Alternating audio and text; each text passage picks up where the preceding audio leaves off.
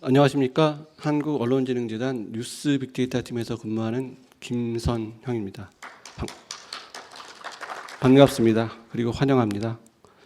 지금부터 뉴스 데이터를 기반으로 구축한 생성형 인공지능 서비스인 비카인즈 AI를 소개해 드리도록 하겠습니다.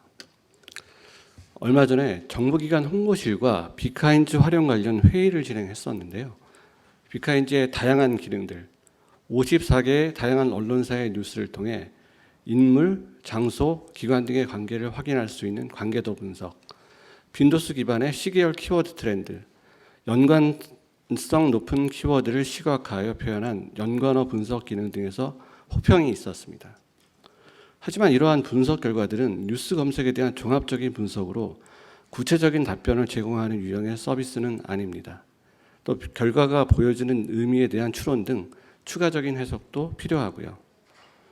그리고 기존의 비카인즈는 키워드 기반의 다소 어려운 검색식 입력과 비카인즈가 검색해낸 뉴스 내에서 수치, 긍부정 등 특정 키워드가 포함된 문장을 다양한 방식으로 추출하는 정보 추출 기능이 있습니다. 원하는 문장을 찾아주는 파워풀한 기능이지만 초보자가 활용하기에는 다소 어려움이 있는 것도 사실입니다. 보다 쉽게 원하는 정보만 콕 집어서 답변을 얻을 수는 없을까? 생성형 AI에서 그 답을 한번 찾아보겠습니다. 최근 출산율이 감소하는 추이를 찾아주고 이러한 현상이 경제에 미치는 영향에 대해 뉴스 기사를 찾아서 분석해줘라는 프롬프트를 챗GPT에 입력해 봅니다. 최신 뉴스 기사에 접근할 수 없어서 뉴스 기사를 제공할 수 없다고 나오네요. 같은 질문을 클로버X에게도 해봅니다.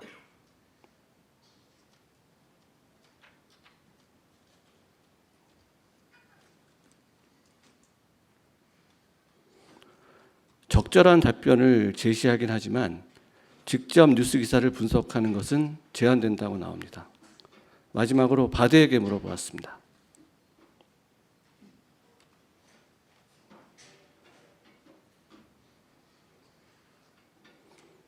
최근 출산율을 2023년 1월 기준 0.81명이라고 알려줍니다.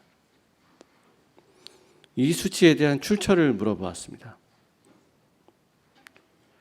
통계청의 인구 동향 조사와 연합뉴스, 한국경제기사도 출처로 제공합니다. 한국경제신문의 저출산, GDP 2030년 200조 원 감소라는 기사를 실제로 존재하는 기사인지 검색해 보았더니 나오지 않았습니다. 추가로 네이버, 비카인즈, 한국경제 홈페이지에 모두 찾아보았는데 역시 찾을 수 없는 기사였습니다. 연합뉴스 기사도 마찬가지였고요. 자, 그럼 바드가 제시한 수치는 믿을만 할까요? 동일한 질문을 두 번 물었을 때 제시한 수치가 각각 다르게 나오기도 합니다. 수치가 많은 차이를 보이죠? 출처 기사를 찾아달라고 질문하니까요. 내년 미래 시점인 2024년 1월 20일자의 기사를 출처로 제시합니다. 왜 이러는 걸까요? 살펴보신 것처럼 우리가 사용하고 있는 생성형 AI는 가짜와 진짜 정보가 혼재한 회색지대가 아닐까 싶은데요. 실제하지 않는 뉴스 기사를 마치 존재하는 것처럼 제시하는 등 다수의 환각 현상이 발견되고 있습니다. 또한 매번 다른 수치를 제시하여 정확성을 검증할 수도 없고 참고한 출처를 제시하지 못하고 있죠. 이제 비카인즈 AI를 한번 보시죠. 비카인즈 AI는 뉴스 데이터를 기반으로 생성형 인공지능 기술을 활용한 한국언론진흥재단의 AI 서비스입니다. 비카인즈 AI는 사용자의 질의 답변에 출처 정보를 제공, 다시 말하면 출처가 있는 뉴스 기사를 바탕으로 답변을 생성하므로 근거가 없는 답변은 제시하지 않습니다. 또한 편향적이거나 선정적, 폭력적 질문에 대해서는 답변을 차단합니다. 가장 중요한 특징은 실시간으로 업데이트되는 뉴스 데이터를 활용한 답변을 제공하므로 최신의 분석 정보를 얻을 수 있습니다.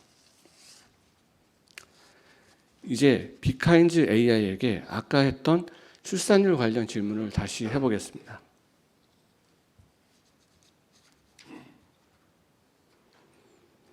출산율, 인구 감소 사유, 정부의 대응 등 다양한 답변을 제시합니다. 답변을 참조한 언론사 출처도 함께 제시해 주고요. 각각의 출처는 클릭해 바로 확인할 수 있습니다.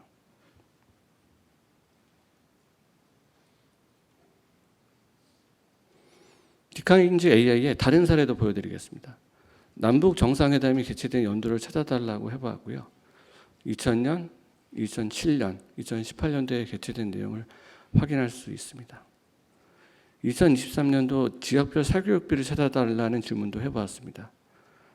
서울이 52만 9천 원으로 제일 높고 전남이 23만 3천 원으로 가장 적다라는 뉴스 등의 결과를 제시합니다.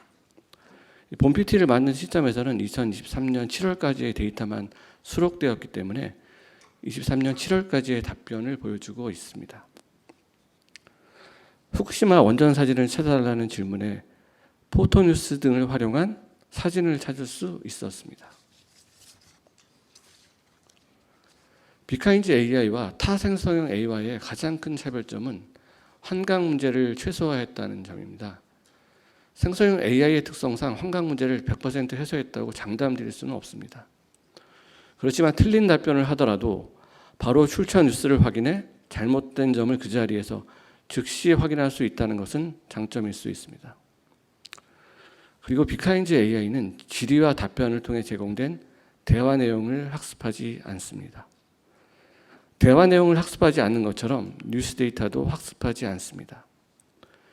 비카인지 AI는 학습 기간에 자체 LLM을 구축하는 방식이 아닌 챗GPT 엔터프라이즈라는 파운데이션 모델을 활용하고 검색을 통해 얻은 뉴스 기사를 바탕으로 답변을 생성합니다. 최적화된 프롬프트를 통해 출처 이외의 정보는 답변에 반영하지 않습니다. 온라인, 특히 생성형 AI라는 가짜와 진짜 정보가 혼재한 세상에서 국민 누구나 안전하게 사용할 수 있는 생성형 AI를 제공하는 것이 우리의 목표입니다. 언론사에서 제공한 뉴스라는 신뢰할 수 있는 출처를 통해 답변을 만들고요. 의도치 않은 가짜 뉴스가 생산되는 현 상황에서 정보를 식별하는 툴로서 AI 리터러시 교육에도 활용될 수 있습니다.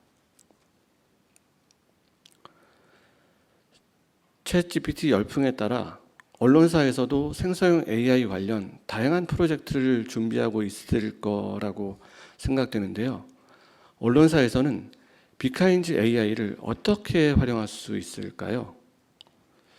저희가 제공해드리는 API를 통해 언론사 CMS와 연동, 수치 등의 정보 확인 용도의 취재 보조 도구로서 활용될 수 있고 언론사의 새로운 비즈니스 모델을 만드는 데도 활용할 수 있습니다. 재단은 궁극적으로는 비카인지 AI를 보다 잘 다듬어서 상품성을 갖추고 이를 상품화하여 언론사 저작권 매출 확대에도 기여토록 노력하겠습니다. 정부기관이나 학계에서도 여론 분석이나 정책 기반, 조사 연구 자료로 활용이 가능하고 스타트업 측면에서는 미디어 분야의 생성형 AI 시장 확대에도 기여할 수 있을 것으로 기대합니다. 비카인지 AI는 기존 생성형 AI와 어떻게 차별화되어야 할까요? 그림, 동영상 제작 등 일반적으로 다른 AI가 잘하는 것과 경쟁하지 않겠습니다. 출처 및 정보 검증 기능 한 가지 역할에만 집중하겠습니다. 예를 들어 기사 안의 도표에서 수치를 찾는 기능, 사진에서 인물을 찾는 기능 등 정보 검증에 도움을 줄 수 있는 다양한 테스트와 개선을 실행하겠습니다. 비카인지 정시 오픈 일정은 내년도 1분기입니다. 비카인지 협약사 확대에 따른 뉴스 콘텐츠 추가 수록 검토, 환강 문제 해소를 위한 기능 점검 및 보완 등을 반영한 일정입니다. 경청해 주셔서 감사합니다. 이상으로 발표를 마치겠습니다.